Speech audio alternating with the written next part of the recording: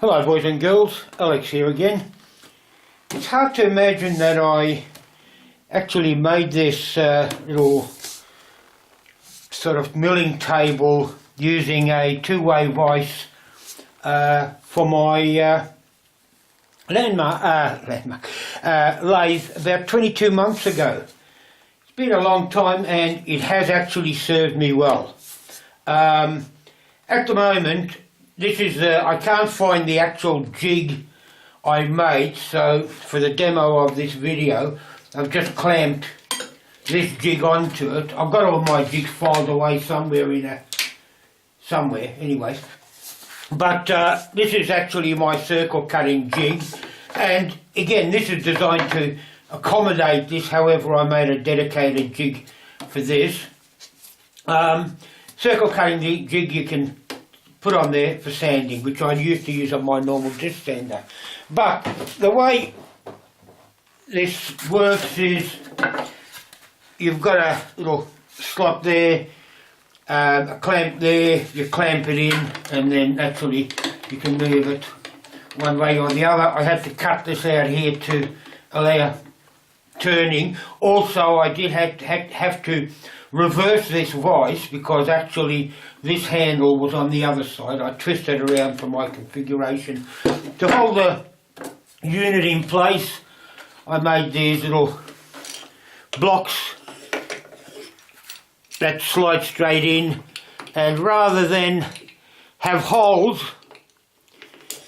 in the jig, which is what I initially had, hole there, I made it a slot so I can then just slide it in rather than have to unscrew the whole lot and do it, and it seems to work fine. It works on both ends. Anyway, doing my Christmas shopping last year, always looking for a bargain, I went into a shoe shop, or better known as a hardware shop for men.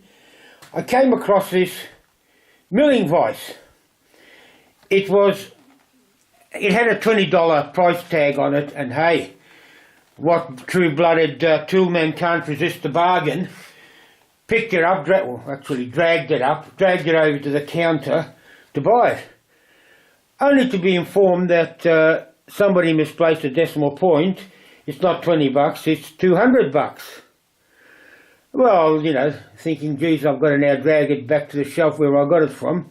However, it turned out, being Christmas, and it was actually the manager that served me, and to cut a long story short, he's just had a newborn baby son, decided to, as a present to me, Christmas present, honour that price, and he said you can have it for 20 bucks. Well, I objected. I thought, good God, how can I pay 20 bucks for a $200 item? But as he insisted, I took it and I dragged it home. Now, this bloody thing weighs, hang on, I'll try and move the camera, weighs 25 kilos. The other jig that I showed you on the lathe, that's 12 kilos. And to get it onto the lathe bed was an effort. So I actually finished up building this dedicated cabinet stand for it, so I can at least rest it on top and move it around the shop to get it out of the way, and it's a fairly level transition across to the lathe bed. Okay, I'll move this across to the lathe, remove the other one, and then continue filming. Before I put it into place, I thought I'd show you the flip side because, as I said, on camera it's a bugger to move and you don't want to see an old man struggling, but it's basically held in place using this Merbu decking sort of runner, you could call it that, and these screwed on 3-ply bits and pieces with that same slot as I used on the other jig to hold it into place.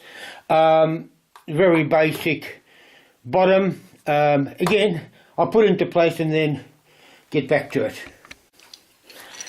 I've got it in place. Just a thing about these little clamps, now whether you can see it or not.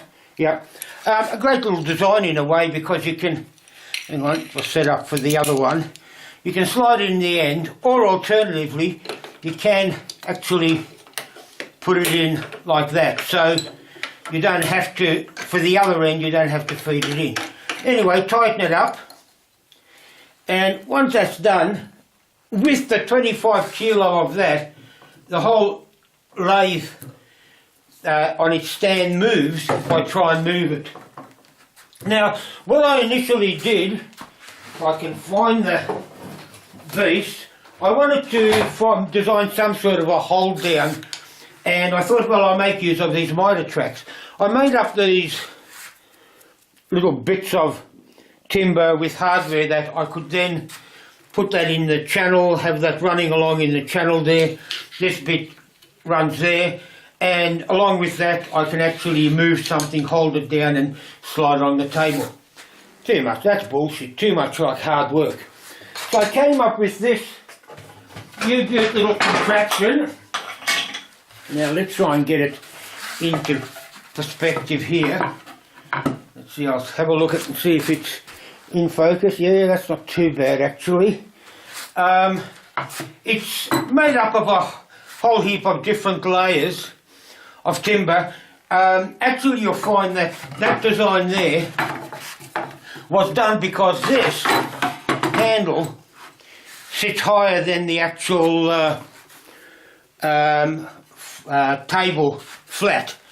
So I had to find a way to sit over it. However, since then I've actually removed the handle, put in a wooden spacer there, and it works. I don't need that. But anyway, the way this goes is you attach it to your table or put it on top of your table, and through these holes here you get these magical, and look, I just can't speak highly enough of them, these magical little, oh, where is it? Mag switches. Pop one in there, locked, pop one in there, locked, and look, just to demonstrate, I'll loosen this up. In fact, I'll move it along and loosen the other one up. Once in place, you can virtually lift the whole jig with the mag. It's not going to move at all, so I am quite happy with that. Look, I won't put that back in there because I've got to remove this eventually. And to stop things from dropping down these holes, I've made these little laser, oh, here we go, laser cut bits. Pop in there. That just to, you needed this bigger hole to accept the handle and the collar. This just covers it flush there, and off you go. And now it's a much smoother movement, back and forth, and it has got little screws here where you can tighten it, so while you can see a little bit of a wobble there, you can actually snug this up when you get close. So yeah, you might have to exert a little bit more effort to make that last final 1 mil distance, but that's it. Pardon me for a sec.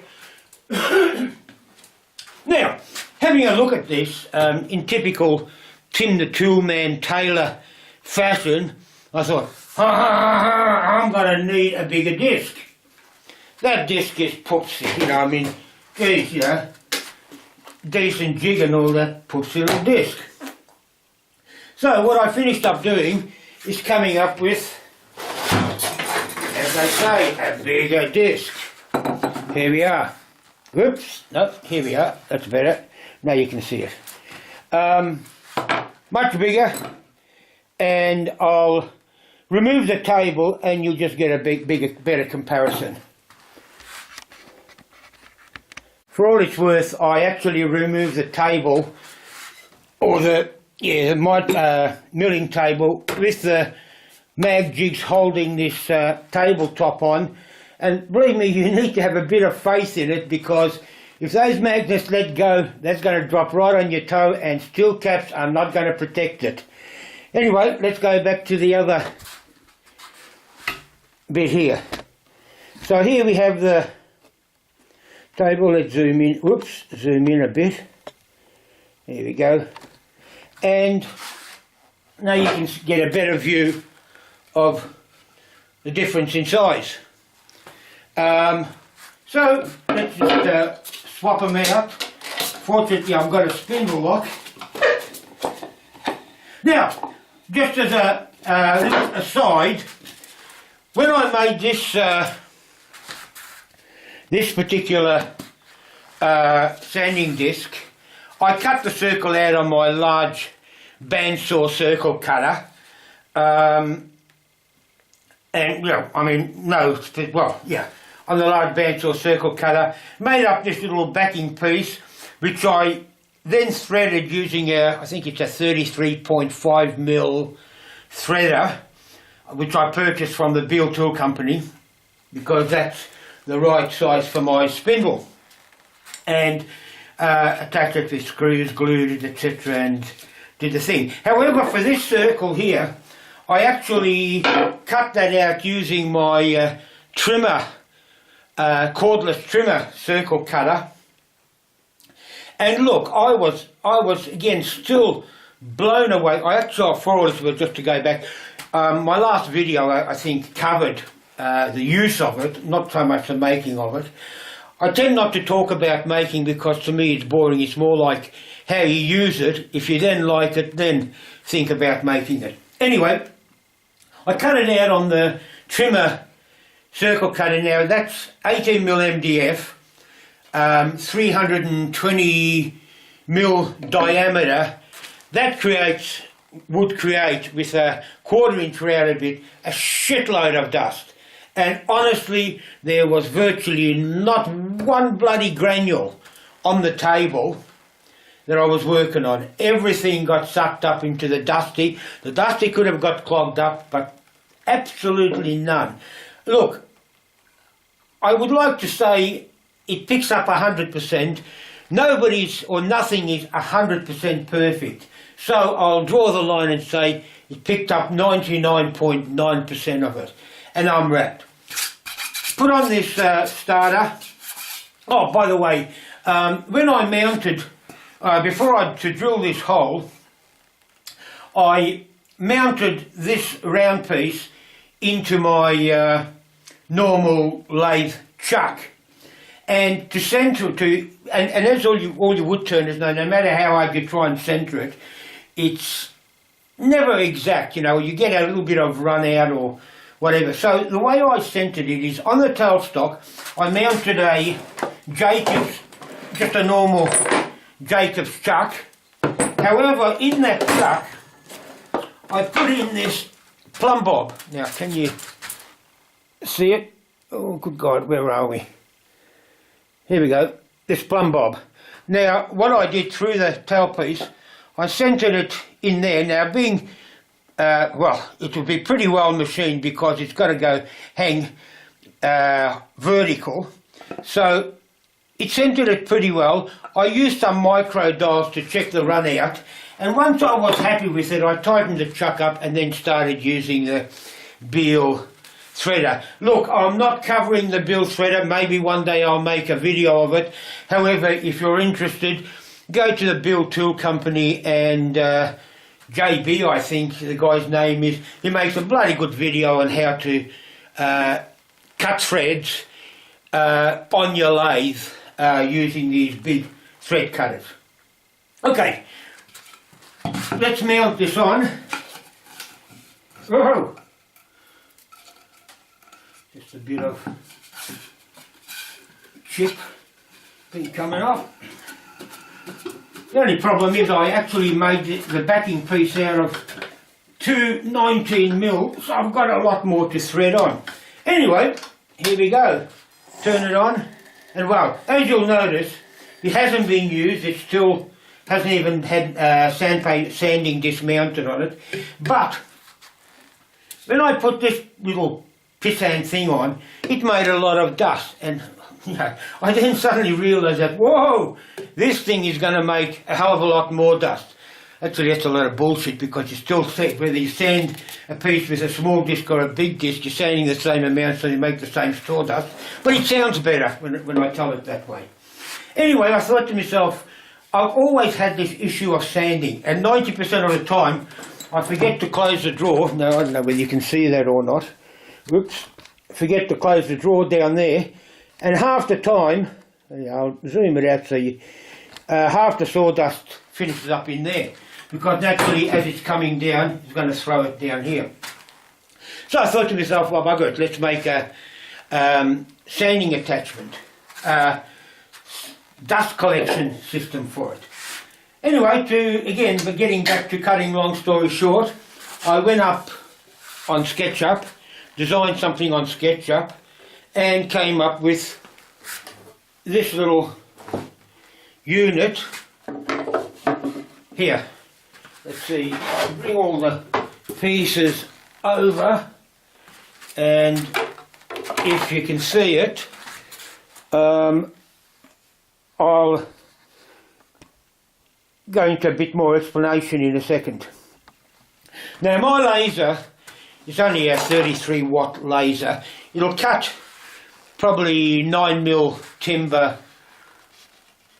It'll struggle a bit. 6mm or 1/4 inch, perfect, you know, it's like butter, but the rest of it, you have to muck around or whatever. So, what I tend to do, as you've probably noticed from a few of my other videos, I cut out of 6mm MDF and laminate it together to get the appropriate thickness and depth that I want.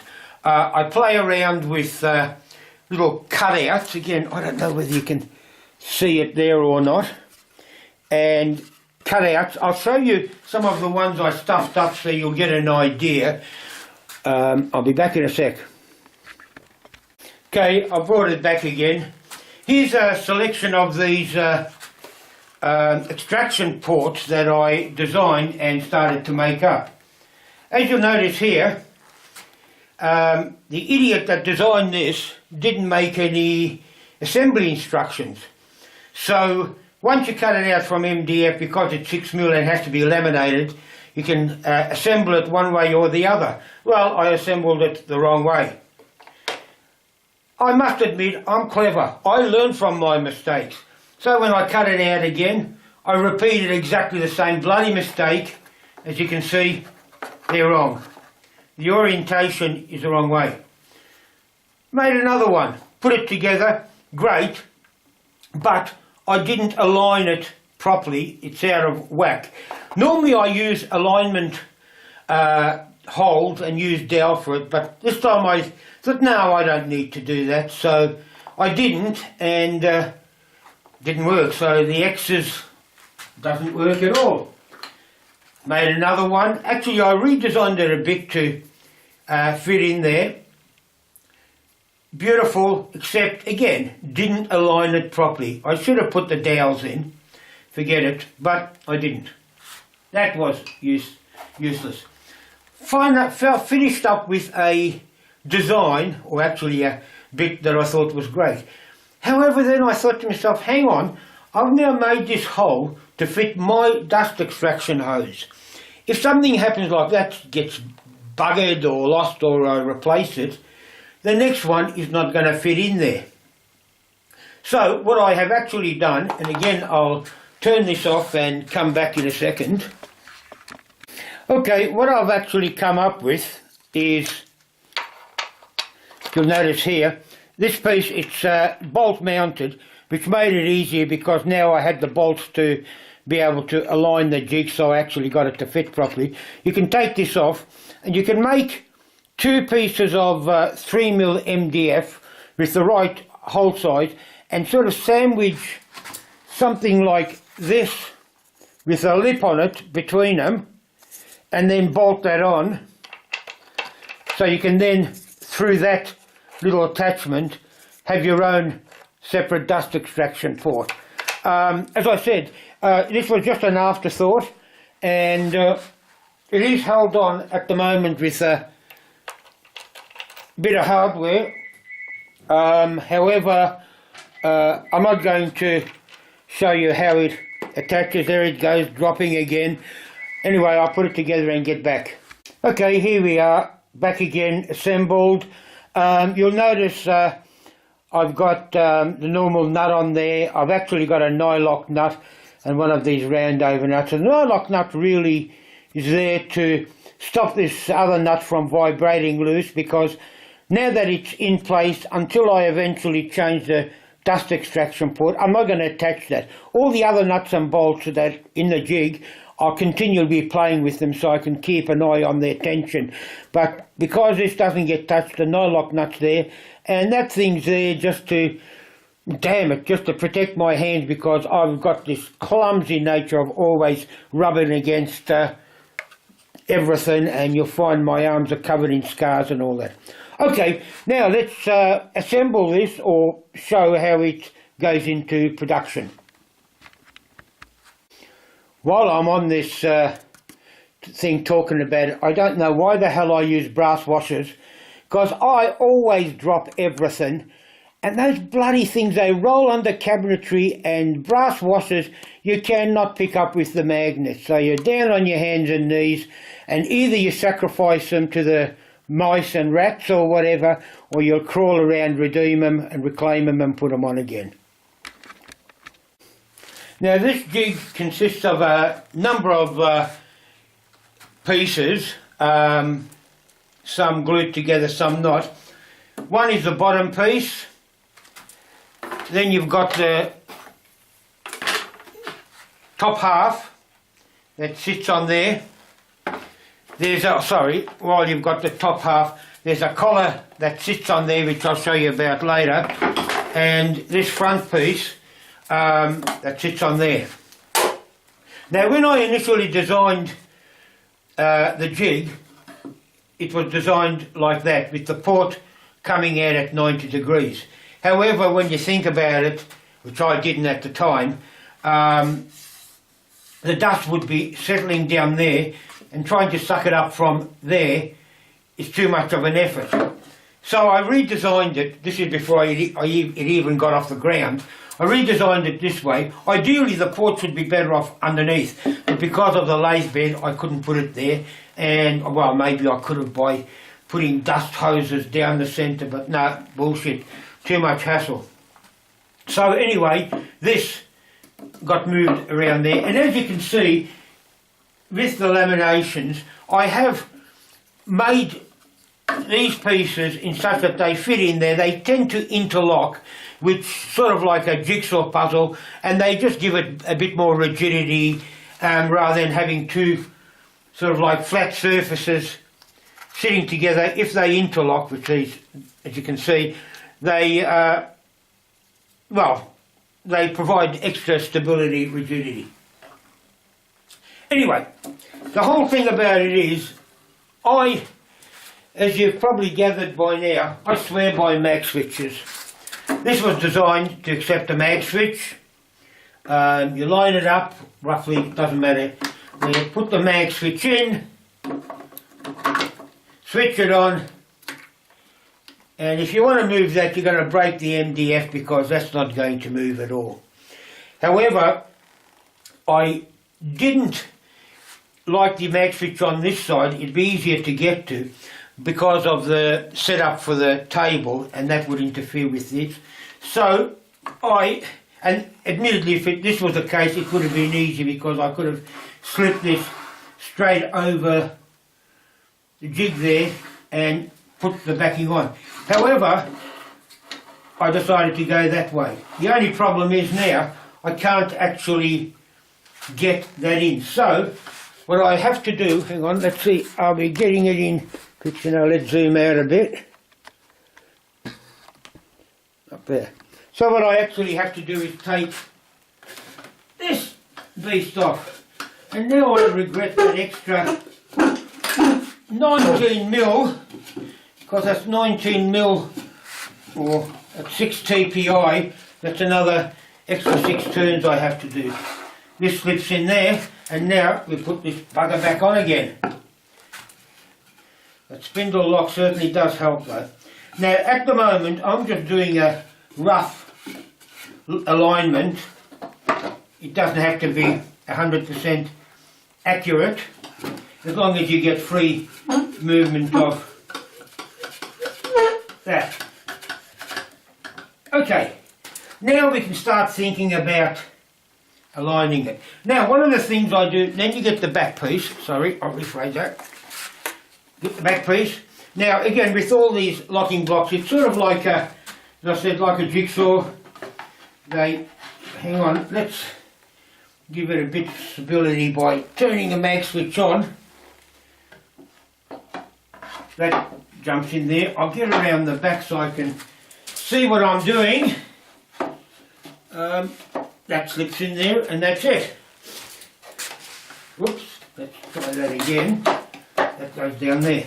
Now, this front piece, although you could leave it in there, I just find it easier to take it off. Now, oh, hang on, let's undo the mag switch. Bring this forward a bit. And that will just slot in there beautifully. Now, one of the things I've got, these bolts, this one just holds this front piece to it. This one actually locks the top and bottom piece together. I use these Rockler sliding things because you'll notice you can slide it straight on, tighten it, and it's locked, loosen it and then slide it straight off. Makes tightening and loosening a shitload easier. There you are, that's done. Although these threads aren't that big, remove those pieces before I knock them on the ground. There. Now that I've got this aligned, I can actually align this. Try and, have as little clearance between this front piece and the sandpaper, because that way you can sneak your work up much closer. Okay, that's locked in place. Now, what I've done is I've got this little lip. The lip's there just to provide a little bit of suction around the edge there. And I've actually put this other lip on that because before that I just had this as a flat piece, and as you can see it was able to flap and there was no real seal between the two. Not that there's a great seal here, but with that overhanging it does give that little bit of extra seal. Now these holes are designed really just to keep this front piece on. That and that. Now let's get the clamps on. Clamps on and Bob's your uncle. Now that looks close enough. Let's have a quick spin. Turn it on. That's pretty good. And I'll move the camera. Turn it off, come on. Move the camera so you'll get a better view of just the clearance there, and you're only looking at about, whoops, go the other way, a couple of mil. Which basically means you can bring your table right up close to the dust extraction and Bob's your uncle. Okay, what I'm going to try and do now is, again, I haven't tried this out. As you can see, it's no paper mounted, no nothing. I'm going to mount the table, get some sort of a scrap piece of thing, put a sanding disc on it, and you can be witness to the pilot run. I like to do things the first time and get it right, because if you don't do it the first time and you have to reshoot it, well, you can't say it's the first time. You can only say the first time once. It's like people say to me, oh, I've never heard that before. Well, then you can turn around and say to them, well, you can't say that again because now you have heard it. Okay, I'll mount the table and I'll get back to you. Okay, here I am back with the table, or the milling table for whatever you might call it. I'll call it the table mounted. Sandpaper put on there, as you can see. Virginal bit of thing, not a mark on it as yet. And as I mentioned, I've got this little front lip or cover that I attach onto it. Now initially the whole concept was to take this off so you can then bring the tabletop closer to the sandpaper. However, because this lip is a little bit more proud than the sandpaper, you're not going to get it up flush anyway, so an extra 3mm is not going to make a difference. There's a phone, probably a debt collector, they can ring back later. Anyway, as I say, that is put on there. That provides a little bit of a seal over that to provide more suction for dust extraction. And that little lip I've got there, initially it wasn't there. And if you put that against there, you can see that flops around or just sits there loose, and dust or air can get, or it can lose suction or whatever through there. So by having that lip there, it provides a better seal. And not only that, having this little unit, you can always modify this front face so you can actually make the hole or the open surface smaller, and therefore, well, less chance of dust escaping. Again, I don't know how good it's going to be, whether it's needed or not needed, because I haven't tried it. Now, let's put this dust cover on. Oh yeah, another thing too, I would used to use these wing nuts. However, these little suckers, look, I keep dropping them. I spend hours, hours over a year searching for them and all that. And when you consider, these cost about 50 cents, these are $3. If you put a dollar value on your time, these pay for themselves very quickly. And the fact that it takes you probably 10 minutes to screw that all the way down to there, to the bottom, while with this you slip it on, give it a twist, and it's locked. Anyway, and, oops, now let's try and get it off. The other thing, beauty of it is, the large surface, you don't require a washer.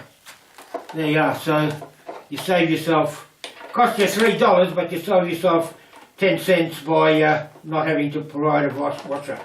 Yeah, let's get, it's alright, I'm making this look difficult only because it's on a bad angle. Now, for a demo, pardon me, I'm going to try and get this out of the way. I actually cut this circle out, trying to do another demonstration about how to efficiently use a hole saw without burning and in one pass without having to continually extract it and without burn marks, etc.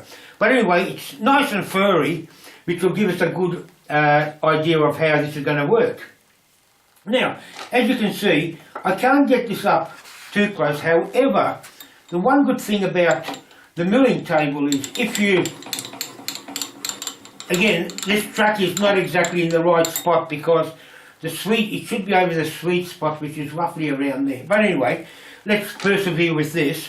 You can see if I move that, I can actually touch, oops, let's undo, if I, no, locked it, touch the sandpaper, there you are, you can hear that. Not only that, you can then flush this up, because they're mag switches, square this right up to the sandpaper, put this back, actually I never thought of this, but then bring it back. Now, alright, let's see what happens here. The only difference is if the closer it is to the centre, well, who knows, doesn't matter. Alright, what I've done is I've got this jig, this is left over from the other jig, which I have actually managed to find. I had to because suddenly something dawned on me, and I'll show you in a second.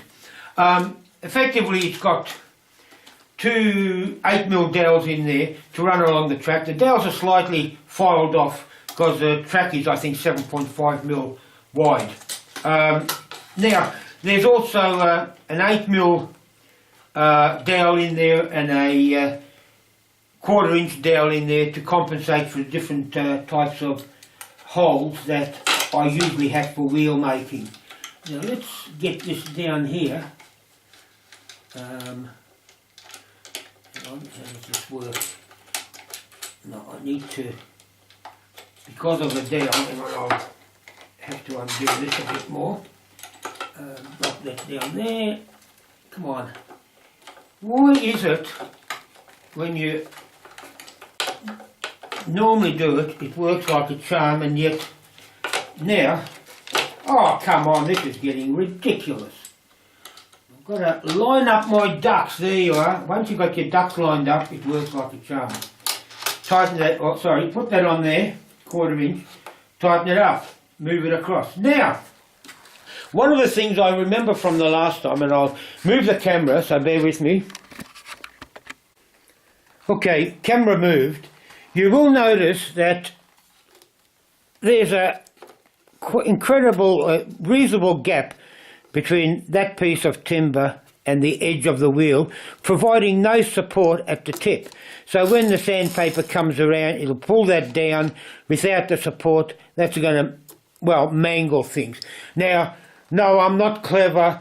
I just remember this from the last time I built a similar jig. I had exactly the same problem. Got cocked up, mangled a few videos trying to make a fool of myself. This time I'm learning from my mistakes. So what I have done is I've tracked down my other jig, and this is a little support that I had on it. Now this isn't designed for this jig, but by some miracle it seems to fit. Once I can get it in, let's go this way.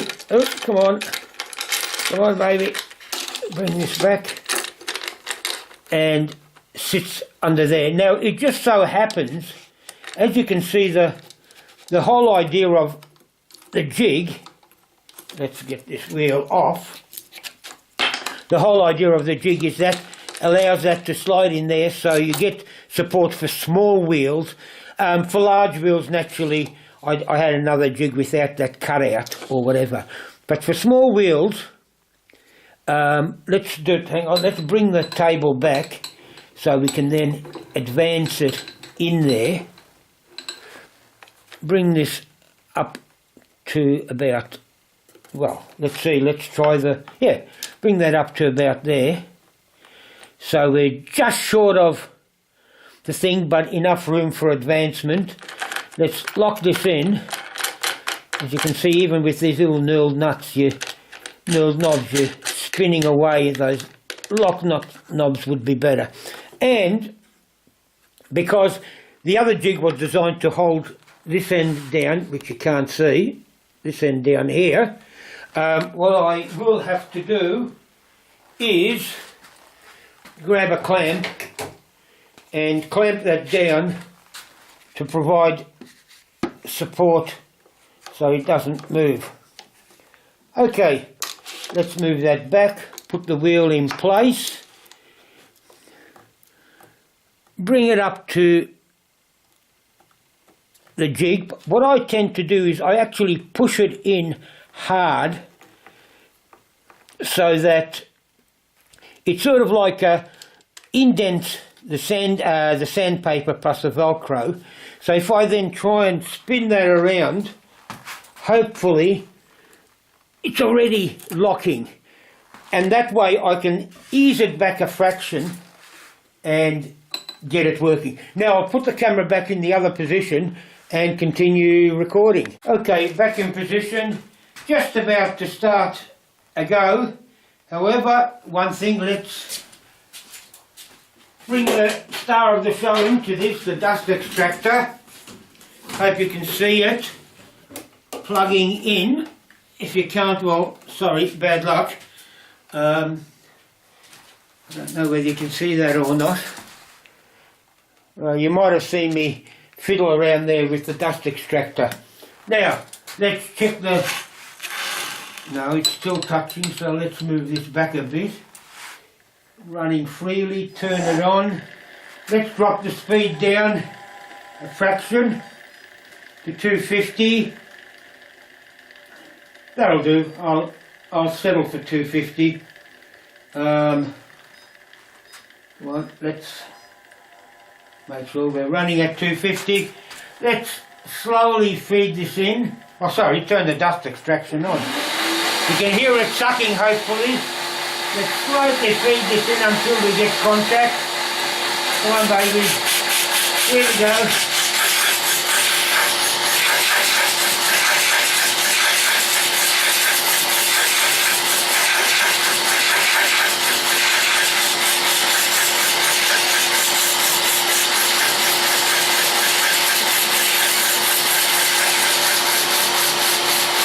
Stop that.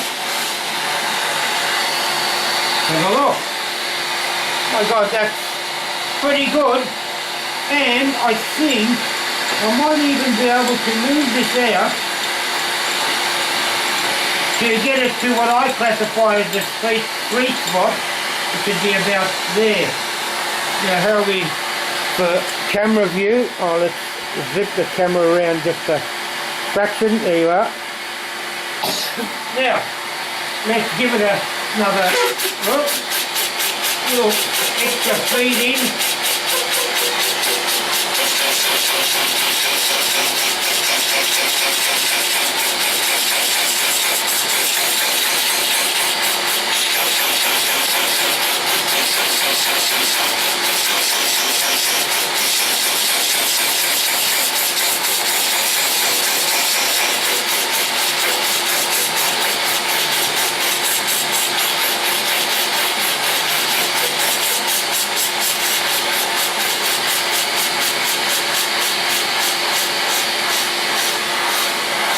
Now, you may have noticed that this did wobble a little bit, but bear in mind now I've brought it over to this side quite a bit, so it tends to have that little bit of looseness. However, that's not a problem. A bit of dust on the top of the wheel. If I blow it off, oh, pardon me, you'll notice, well, you mightn't have noticed, but as I blew it off, it went onto the sandpaper and got sucked straight down. Now, look, I'll give it a little bit more for no other reason than just to create a bit of dust. I'm only moving it in about a mil.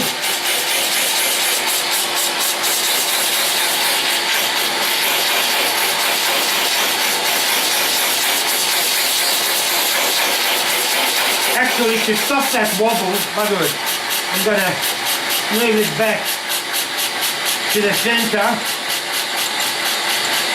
Not only that, the wheel's probably turning slower there. A bit more feed.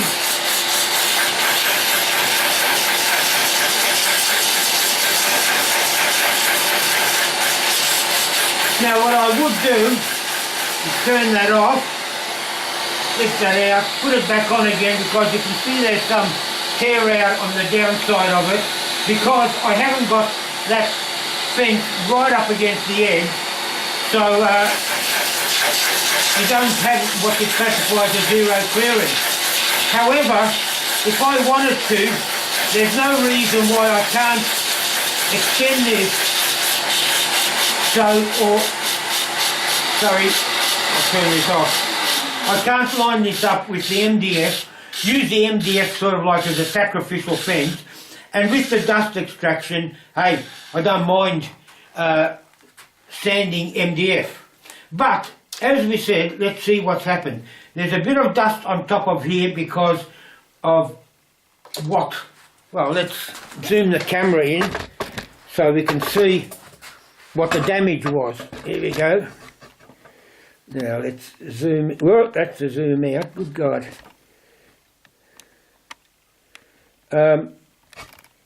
Come around here. A little bit of dust, which just sprayed off the top of the thing here. As you can see, a little bit there. Now, let's remove this. A little bit of dust there that didn't get a chance to zip down, but let's try something. Take that off, turn the dusty on. Quick load that's gone straight down there, down the dusty. Okay, now for the acid test. What I will do, again, I'll go off camera, remove the tabletop, as I said. Oh bugger it, I'll do it now. You can watch me struggle. Hang on, here we go. Zoom out. What's the old man struggle? Yeah, I'll put it there because that's where it's going to go. Oh, there you go. That's one of the other bits that I used. These are for larger wheels. But anyway, here we go. Undo this. Undo this. Move that out. I can leave that there in place. That's going to go there. Now, bring this over a little bit. Here we go. Oh, oops. God. Oh, I have faith in those mag switches. Okay, camera repositioned. Let's hone in. Oops, again. God, I always do it the wrong way. Hone in. Down there. Now, looking around the thing, well, look, I'm running my finger through it and there's just no doubt, a little bit there, but when you consider how much I've actually dusted, because I would have shaved off about 3 mil all told. There you are, a little bit sitting on the top here. This I don't like unless I didn't put it on. I didn't put it on. I was going to say that knob wasn't on. I'm a knob for not putting it on. Anyway, take that off, take that off. As you can see, dismantling is not too bad. Especially with these slip knobs. Oh, look, they're worth every cent. Sorry, Mr. Rocklow, I know I'm spruiking your stuff, but there you are. Can you see it in there? Oh, I don't know whether you can. There you are. Little bit of dust there, but nothing on the lathe table or anything like that. Look, I'd just about say it's not as good as my trimmer circle cutter, because I attribute that to 99.9%. This I would just about say 90, somewhere between 95 and 98%, more close to 98%. Take out the dusty, hang on, let's go this way. Yeah, lock the spindle. Can we take this off without, yeah we can, with that bottom piece moved out. There, once we get it started. Come on, baby.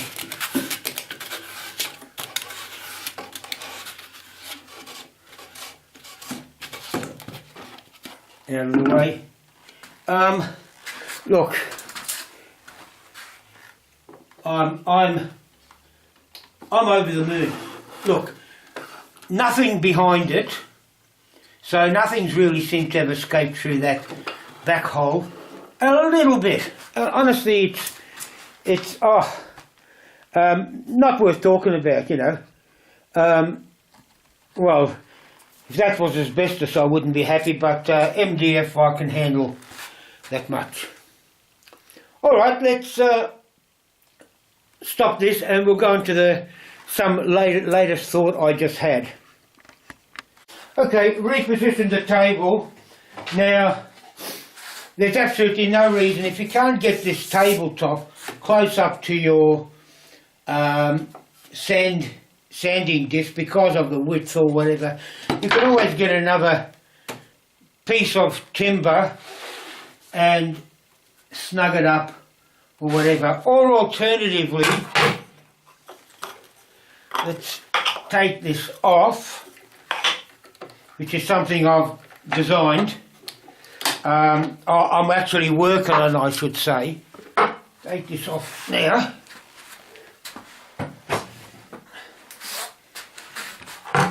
And although that doesn't actually meet the height requirement, however, one of the things I was working on is turning the table around the other way so you've got the full flat side, and then using the mag switches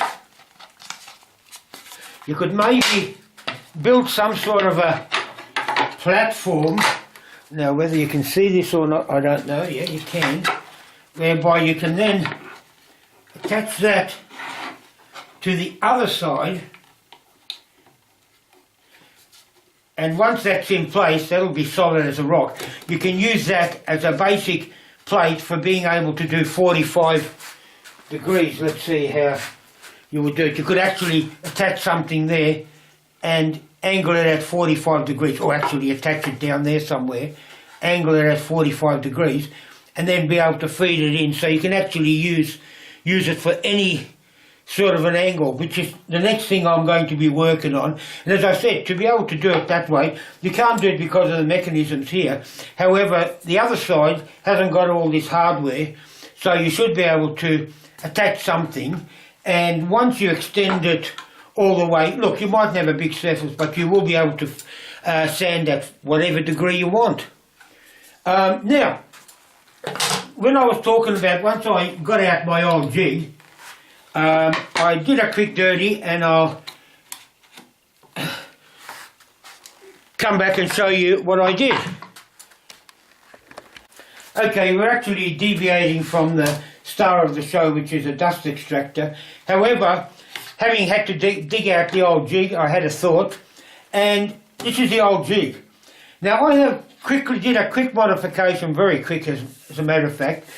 You'll notice that's the original centrepiece that used to hold it in the other vise. I glued and nailed a couple, two pieces of pine to it, drilled a 40mm hole in the middle of it, so you can then attach this to the table. Naturally centre it with the mag switch. Now these are quite tight fits, and there you have it. I did make a fatal mistake, as I always do. You know, half the time I think 20/20 hindsight. This thing here was centred, but I centred it the wrong way, and I found that I could not extend the table far enough this way to hit the sweet spot. However, I could center it, advance it enough to the other side, to the right, if you're looking at it from there, to hit the sweet spot. Now if I get that little jig, if I can, that circle cutting jig, which, and I'll have to remove this mag switch so it can slip in much easier. Hardware's good, but sometimes it's a bane, you know, it's really, oh come on. This one you can't see underneath, so, come on, there. I brought it in and I thought, beauty. However, fortunately I didn't do my stupid thing and turn it on and try it out, because as the wheel spins, that's going to lift that up, flip it over your head. With a bit of luck it might even hit you in the eye, and you'll get workers' compensation from the owner of this workshop. You wish. Anyway, fortunately technology has come to my rescue. Not good planning, luck and technology. This lathe happens to have a reverse speed on it. Let's bring this back a little bit. So when I press the reverse button, it comes back and tells me it's in reverse. I turn it on.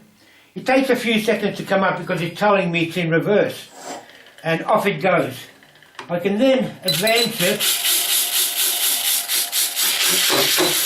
and sand away, or actually not having the dusty on, I can see airborne dust particles just with that light sanding.